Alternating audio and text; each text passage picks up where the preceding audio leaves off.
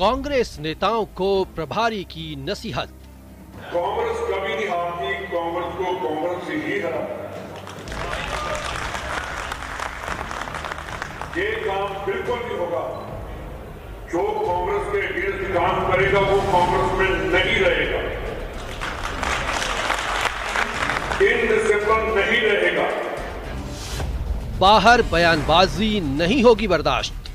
बात की है वो अंदर बैठकर बात करेंगे, जो बात करेगा मैं बिल्कुल बर्दाश्त नहीं करूंगा। पायलट भी बोले, मुंह से निकली बात वापस नहीं आती। इन 32 सलाखों के पीछे जो बिना हड्डी की जीव है, उसको सैंकड़ा करना ये बहुत जरूरी है। मुंह से निकली हुई बात कभी वापस नहीं आती। वफादारी के चक्कर में कर रहे बंटाधार। तो 200 में से 21 लाए वो तो सफल, और 21 को जो 100 बना दे वो निकम्मा लकड़ा इलाजू को। जब सत्ता के गलियारों में किसी के साथ अन्याय होता है तो ये जनमानस क्रांति के रूप में आके बैठता है। कांग्रेस के बयानों पर बीजेपी की चुटकी। अब ये पता नहीं लग रहा कि उनकी फिल्म का नाम क्या है। गद्दार कौन है, निकम्मा कौन है, जादूगर कौन है, और आधुनिक युग की बड़ा कोरोना कौन है। आपसी कलह, विरोधियों को मौका। नमस्कार, आप देख रहे हैं प्राइम डिबेट। आपके साथ मैं हूं स्वप्निल। लगता है कांग्रेस में बयानवीर फिर एक्टिव हुए हैं। नहीं तो क्या जरूरत थी कांग्रेस प्रभारी सुखजिंदर सिंह रंधावा, जो पहले कह चुके हैं उसे रिपीट करें। नेता पार्टी लाइन से हटकर बयानबाजी न करें। एक बार फिर रंधावा ने कड़े शब्दों में यह कहा है कि जो कुछ कहना है बंद कमरे में कहो, बाहर कहा, बर्दाश्त नहीं होगा।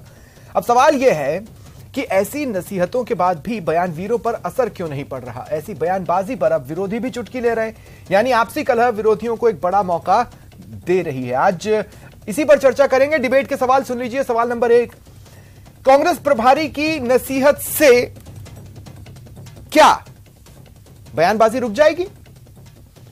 सवाल नंबर 2, ये जो बयानबाजी हो रही है क्या ये किसी तरह के फायदे को उठाने के लिए की जा रही है, ये राजनीतिक फायदे के लिए हो रही है? और सवाल नंबर 3, आपसी कलह की बात पूर्व में भी नकारी गई, लेकिन आपसी कलह सड़कों पर आ गई, एक बार फिर नकारी जा रही है। तो क्या ये आपसी कलह विरोधियों के लिए एक मौका है? आज करेंगे इसी पर चर्चा। मेरे साथ जो गेस्ट जुड़ रहे हैं उनसे आपको इंट्रोड्यूस करवा देता हूं। मेरे साथ जुड़ रहे हैं पंकज मीणा जी, बीजेपी नेता हैं।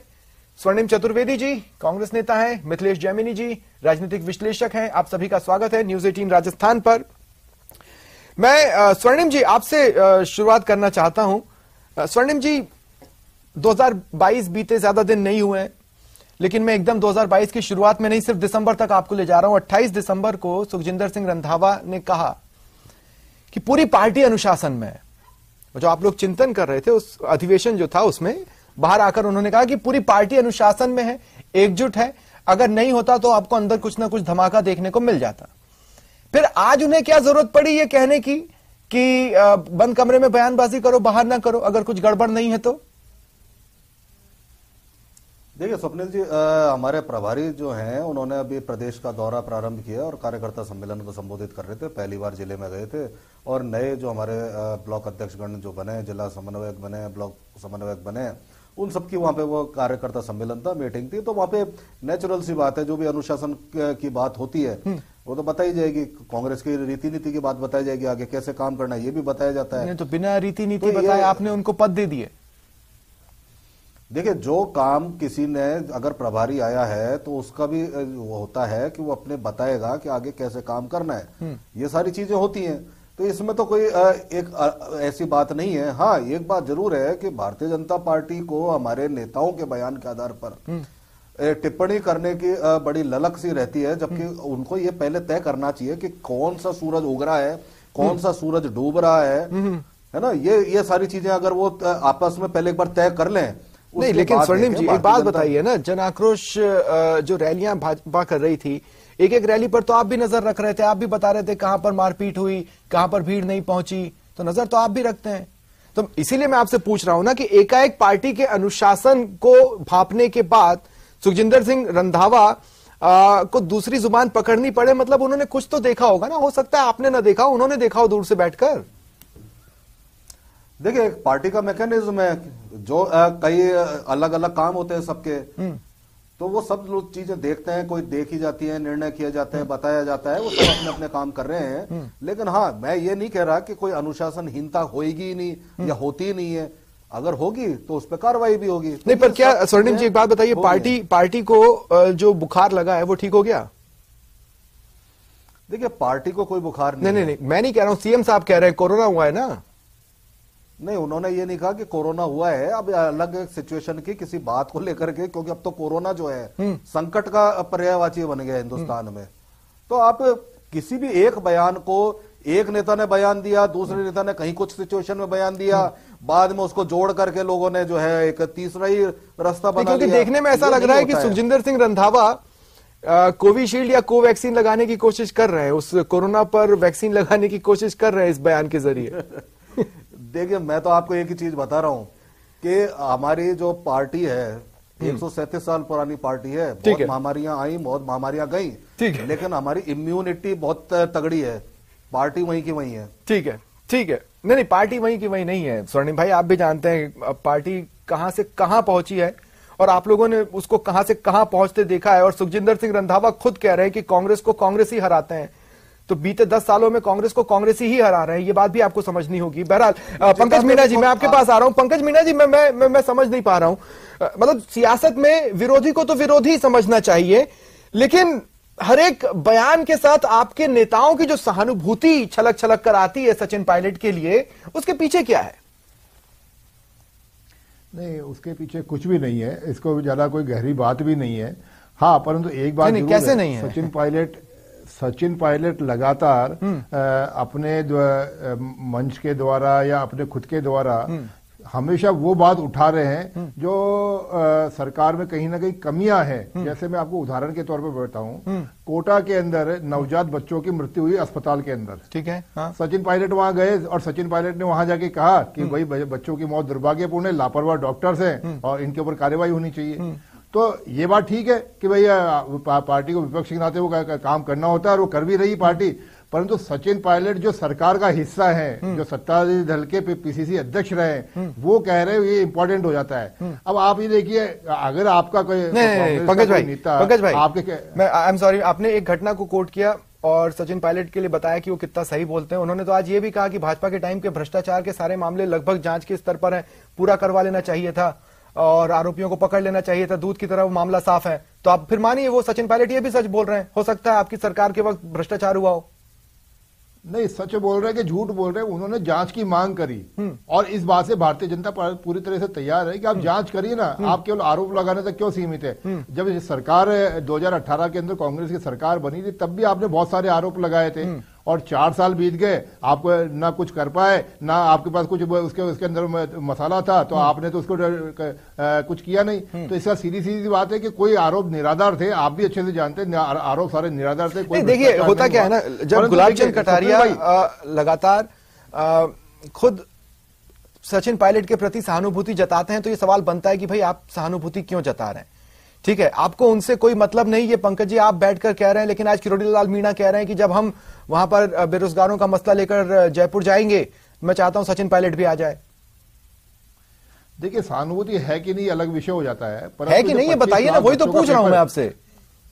हाँ, जब 25 लाख बेरोजगार युवकों ने परीक्षा दी और वो पेपर लीक हो जाता है और पेपर लीक करने वाले आपके राजीव गांधी स्टडी सर्किल से जुड़े हुए लोग होते हैं, और जब सारे तथ्य सामने, सारे गुनाहगार आपके सामने, फिर भी आप कार्रवाई नहीं कर पा रहे, तो निश्चित रूप से पंकज जी देखिए, किरोड़ी लाल मीणा दो तरीके से इस बात को कह सकते थे। पहली तरीका तो ये हो सकता था कि वो कहते कि हर एक वो कांग्रेसी जिसे लगता है कि गलत हुआ है और कमी है, वो हमारे साथ इसमें आए। वो तो सिर्फ 2 नाम लिए, हनुमान बेनीवाल और सचिन पायलट, ये कहने का दूसरा तरीका था। तो क्या किस सहानुभूति के जरिए आप इंटरनली कांग्रेस में और आंख भड़काने की कोशिश कर करके देखना चाहते हैं, सचिन पायलट को बताना चाहते हैं अपने समर्थकों के साथ हमारी पार्टी में आ जाओ? ये नया नहीं होगा आपके लिए। राजस्थान के पिछले 4 साल से कुशासन का जो जंगल राज जो हो रहा है उसके खिलाफ हर उठाई गई आवाज भारतीय जनता पार्टी को पसंद आती है और हर उठाई गई आवाज के साथ समर्थन में भारतीय जनता पार्टी है। ठीक है, परंतु कोई ईमानदारी से काम करना चाहे तो आप देखिए। परंतु आप मैं स्वप्निल जी, मैं एक बार अपने एक लाइन बोल के अपनी बात पूरी करूंगा, शॉर्ट में बोलिएगा। सत्ता की मलाई के लिए जो दोनों नेता जिस प्रकार से लड़ रहे हैं और जिस स्तर पर जा रहे हैं, आप इसलिए देखिए सबसे बड़ा नुकसान किसको हो रहा है? सबसे बड़ा नुकसान हो रहा है राजस्थान की जनता को। और ये अपनी सत्ता के मलाई चाटने के लिए जिस प्रकार से राजस्थान की जनता का नुकसान। ठीक है मिथिलेश जी, अब मैं आपके पास आ रहा हूं। देखिए मिथिलेश जी, एक तरफ वो पार्टी है जो कि विपक्ष में है, जिसमें डिसिप्लिन को एनफोर्स कर रखा गया है, और दूसरी तरफ कांग्रेस है जहां पर जितनी बार ये कि बयानों से बचे वाली चेतावनी दे दी गई है, उसकी आधी तो छोड़िए, एक बार भी कार्रवाई नहीं हुई। नहीं तो एग्जाम्पल दिखा दें कि हुई हो।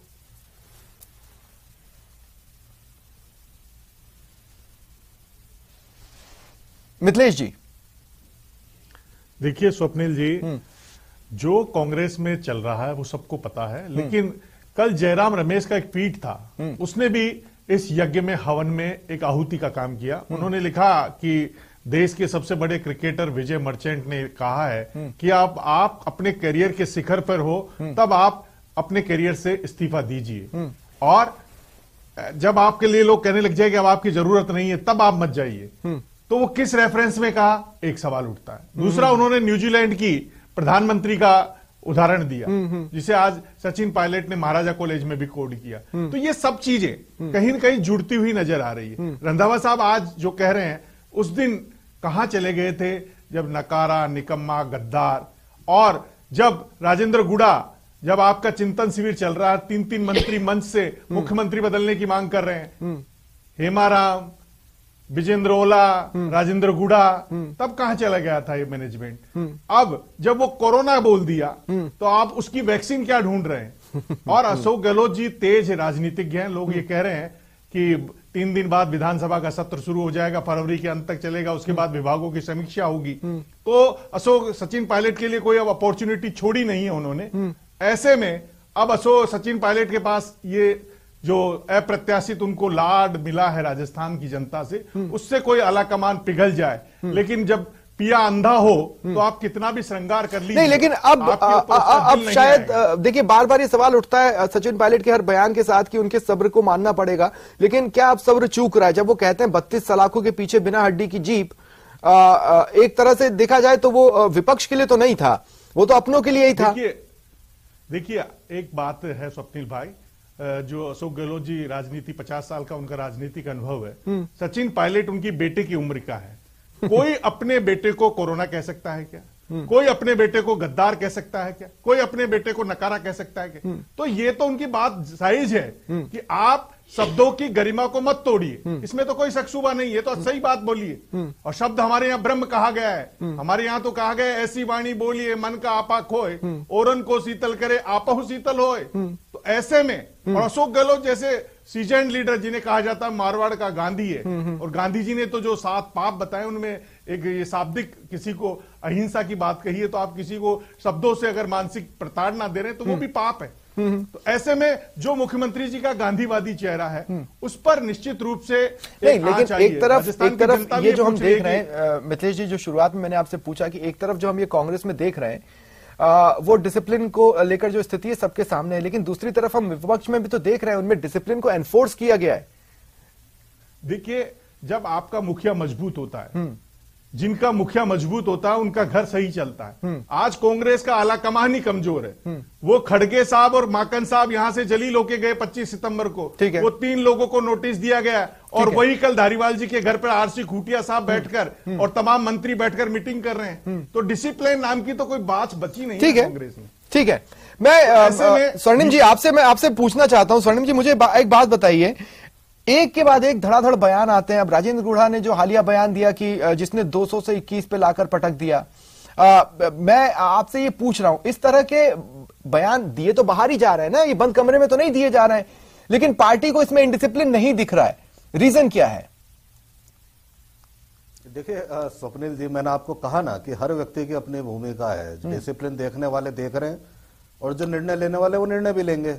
समय है, समय चल रहा है, आ रहा है। आप ये क्यों सोचते हैं कि ये निर्णय अभी आप और हम मिलकर के ले लें? ये तो नहीं हो सकता। जो सक्षम अथॉरिटी है वो लेगी, जिसको जो निर्णय लेना है। स्वर्णिम भाई देखिए, मैं आप पे तंज नहीं कस रहा हूं, लेकिन मैं आपको एक बात बता रहा हूं। हमारे देश में न्यायिक व्यवस्था के लिए कहते हैं ना कि न्यायिक व्यवस्था में देर है पर अंधेर नहीं है, लेकिन उसी को हम क्रिटिसाइज करते हैं कि इतने लंबे लंबे मामले चलते हैं, इसकी वजह से बहुत से पेंडिंग रह जाते हैं।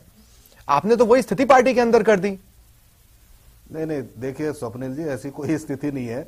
हाँ, एक बात तय है, हमारी पार्टी में जो आपसी प्रतिस्पर्धा जरूर रहती है, लेकिन आप एक चीज बताइए, आप ये एक बात को लेकर के आपने मेरे से पूछा, लेकिन कभी क्या भारतीय जनता पार्टी में आपने पूछा या किसी ने पूछा? क्या भारतीय जनता पार्टी के किसी नेता ने बताया कि वसुंधरा राजे जी की सभा में आने के लिए अर्जुन राम मेघवाल जी का जो बेटा जो जिला परिषद का चुनाव हार गया था तीसरे नंबर पे रह करके, उसने मना किया वहां पे भाजपा के कार्यकर्ताओं को कि भैया ऑफिशियल प्रोग्राम नहीं है, तो उस पे क्या कार्रवाई होनी चाहिए? हमने तो कभी मांग नहीं की। अब भाजपा को क्या तकलीफ है? अगर कांग्रेस पार्टी में इतनी नजर रखनी है, देखना है, अंदरूनी जानकारी रखनी है, तो आ जाना चाहिए ना, पार्टी में आ जाए, आकर के आप उसमें पार्टिसिपेट करो, वो ठीक है। बाहर रह करके देखिए, आप देखिए स्वर्णिम जी, क्या है ना कि आप कह रहे हैं कि भाजपा को क्या जरूरत है कांग्रेस पे इतनी नजर रखने की? आपके तो मुख्यमंत्री कहते हैं कि हमने बीजेपी पे इतनी नजर रखी हुई है कि हमारे पास बहुत से सबूत हैं जो वो कभी सामने ही नहीं ला रहे। देखिए, मैं तो आपको एक ही चीज कह रहा हूं कि जितनी भी चीजें बीजेपी के सामने आ रही हैं, उसमें सबसे आपने देखा कि आज कितनी क्या हालात हो गए बीजेपी के। कोई नेता वहां पे जनता इकट्ठे नहीं कर सकता, राष्ट्रीय अध्यक्ष के लिए 250 लोग इकट्ठे नहीं कर सकते जयपुर जैसे महानगर में। तो ऐसी स्थिति में बीजेपी पहुंच चुकी है। ठीक है, देखिए बात है, हम आपको खुश करने के लिए नहीं, लेकिन इस जगह पर ये सवाल बनता है, इसलिए मैं पंकज जी से पूछूंगा। पंकज जी, एक एग्जाम्पल तो स्वर्णिम जी ने दिया, दूसरा एग्जाम्पल मैं आपको देता हूं। धौलपुर में सतीश पुनिया जी के बर्थडे पर पोस्टर्स लगाए गए, आप ही के एक दिग्गज नेता पहुंचे और सारे पोस्टर्स उतरवाए। तो ये तो हम भी देख रहे हैं ना। तो अगर डिसिप्लिन को जबरदस्ती एनफोर्स किया जाए तो किसी दिन एक क्रांति के तौर पर तो वो भी उठता है। आपको इनके भीतर की एक क्रांति उठती दिख सकती है, तो यहां भी तो क्रांति उठ सकती है। स्वप्निल भाई, मैं थोड़ा सा एक बार आपकी बात में सुधार करना चाहूंगा।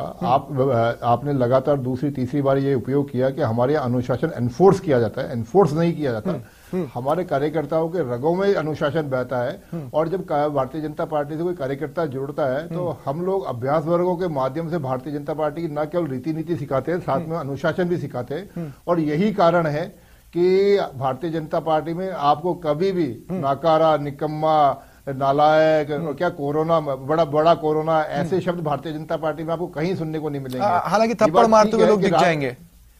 हालांकि ये बात ठीक है कि राजनीतिक दल है, इसलिए महत्वाकांक्षा सबकी होती है, प्रतिस्पर्धा भी सब जगह होती है।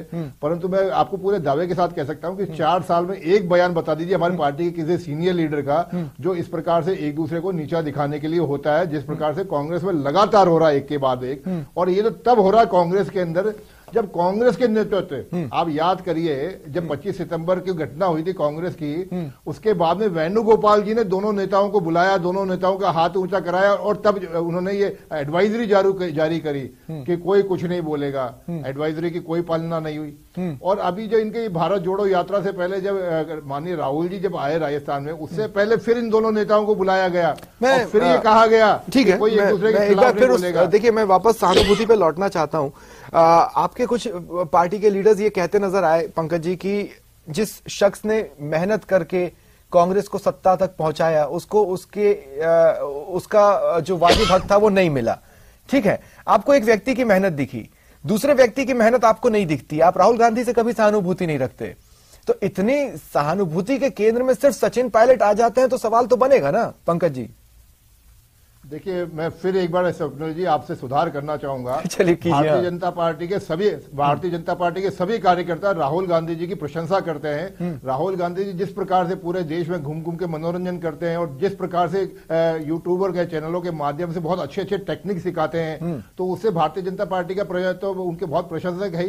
परंतु लेकिन अब देखिए, यही है ना, अपने शब्दों के आराम से शब्द बाण चला लिए, लेकिन सहानुभूति यहां नहीं दिखाई। एक आदमी जो सच में इतना चला, आपने उसके प्रति सहानुभूति नहीं दिखाई।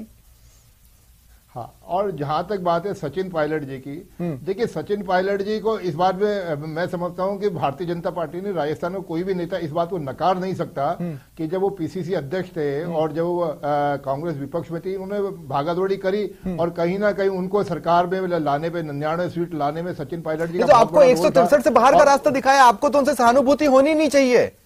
मैं यही तो कह रहा हूं, सहानुभूति दिखा के आपको मिल क्या रहा है? राजस्थान के राजनीति के जानने वाले सच्चाई को सब जानते हैं, और किस तरह से 99 सीट आने के बावजूद, उस सचिन पायलट जी की मेहनत के बावजूद किस प्रकार से अशोक गहलोत जी ने सत्ता पे कब्जा किया, ठीक है, सचिन पायलट जी की मेहनत को झूठा बताया, ये सर पूरी राजस्थान जानता है, इसलिए कहने और दोहराने की कोई आवश्यकता नहीं है। ठीक है, परंतु जब अनुशासन की जब बात चली तो स्वप्निल जी, मैं बार बार आपको याद दिलाना चाहूंगा, कांग्रेस का शीर्षस्थ नेतृत्व जो मान राजस्थान से बड़ा हो सकता है, वो सब लोग कह चुके हैं बयानबाजी के बारे में। हाँ, नहीं सब कह चुके हैं, इसीलिए मैं आपसे एक बात पूछना चाहता हूं। स्वर्णिम भाई मुझे एक बात बताइए, उसके बाद मिथिलेश जी मैं आपके पास आऊंगा। स्वर्णिम भाई सिंसियरली मुझे एक बात बताइए, क्या आपको सचमुच लगता है इतने बयान, इतनी चीजें जो कि जनसभाओं में भी कह दी गई, अपनी लोकल जनसभाओं में, मंचों पर, मीडिया के साथ बातचीत में, अपनी तरफ से बयान जारी कर, इनमें से कुछ भी अनुशासनहीनता में नहीं था? भाई आंतरिक लोकतंत्र की एक गरिमा होती है ना स्वर्णिम भाई, आपको समझना चाहिए इस बात को। ये कोई आंतरिक लोकतंत्र का गरिमामयी एपिसोड नहीं है जो आपके नेता कर रहे हैं। देखिए स्वप्निल जी, जो भारतीय जनता पार्टी के नेताओं ने भी, अलका गुर्जर जी ने निवाई में जो कहा कि आप नेतृत्व संभालिए गजेंद्र सिंह जी, आमेर जयपुर में राजेंद्र राठौड़ जी ने कहा सतीश पूनिया जी नेतृत्व संभालिए। तो ये जो आप इन चीजों को समझिए, कोई एक आदमी अलग से खुद ही तैयार है कि मैं नेतृत्व संभालने के लिए तैयार हूं, और एक असली तमाशा भी एक आध महीने बाद भारतीय जनता पार्टी के जो सबसे कद्दावर नेता हैं उनके द्वारा भी भारतीय जनता पार्टी को दिखाया जाएगा। तो वहां पे ये समस्याएं हैं। हमारे यहाँ पे समस्या कार्यकर्ताओं को नहीं है, कार्यकर्ता काम कर रहे हैं, और एक चीज तय है, कार्यकर्ताओं को है, सारे नेता सुनिए, आपको एक बयान नहीं, कार्यकर्ताओं को समस्या तो है लाइन का, वो आपके नेताओं के दिए गए किस बयान पर ताली बजा रहे हैं, किस बयान पर नहीं बजा रहे हैं, कहां पर खड़े होकर किसके प्रति नारेबाजी कर रहे हैं, ये आप लोगों से छिपा नहीं है। देखिए मैंने तो एक बयान सुना सभी नेताओं के मुंह से, और एक मंच पर खड़े होकर के भी और अलग अलग मंच से भी, कि दिसंबर में होने वाले चुनाव में कांग्रेस पार्टी की सरकार दोबारा बनानी है। ठीक है, ठीक है। मैं मिथिलेश जी, मैं आपसे क्लोजिंग कमेंट चाहता हूं। मिथिलेश जी, क्लोजिंग कमेंट इस बात पर, कार्रवाई नहीं होगी तो नसीहतें तो कितनी बार भी जारी हो सकती हैं। स्कूलों में हमको टीचर्स बोलते थे पढ़ो पढ़ो पढ़ो, हम कौन सा आईएएस बन गए। स्वप्निल जी, जो कहा जाता है, तुलसीदास जी ने कहा भय बिन होई न प्रीत, जब तक भय नहीं होगा प्रीत नहीं होगी, जब तक कोई दंड नहीं चलेगा, जब तक कोई भय नहीं होगा। और कांग्रेस में यही हो रहा है कि कुछ भी नहीं हो रहा है, इसलिए सब बेलगाम हो गए। और दूसरी एक, दोनों पार्टियों के साथ साथ जो किरोड़ीलाल जी का बयान है वो अहम है। वो उन्होंने जो कहा कि हनुमान बेनीवाल और सचिन पायलट आए, इससे पहले हनुमान बेनीवाल ने कहा था कि राजस्थान में 3 मास लीडर हैं, अगर तीनों मिल जाएं, हनुमान बेनीवाल, सचिन पायलट और किरोड़ीलाल, तो 140 सीटें आ सकती। तो इस वजह से जो किरोड़ीलाल का बयान है वो बीजेपी के लिए भी घातक है कि वो सचिन पायलट और हनुमान बेनीवाल को बुला रहे, वो पहले भी बीजेपी को छोड़ के अलग पार्टी बना चुके हैं। अगर ऐसा ही कुछ चला, और पूर्वी राजस्थान में सचिन पायलट के साथ बीजेपी की सहानुभूति इसलिए कि पूर्वी राजस्थान में सचिन पायलट की वजह से बीजेपी का सुपड़ा साफ हो गया। ठीक है, एक बहुत पुराना गाना था मिथिलेश जी, जो तुमको हो पसंद वही बात करेंगे, लेकिन वो स्थिति कांग्रेस में नहीं है। जो आलाकमान को पसंद हो वो बात फिलहाल तो राजस्थान में लीडर्स अलग अलग चेहरे नहीं कर पा रहे हैं। बहुत बहुत शुक्रिया आप सभी का मेरे साथ जुड़ने के लिए और चर्चा में शामिल होने के लिए। यह था आज का प्राइम डिबेट। नमस्कार।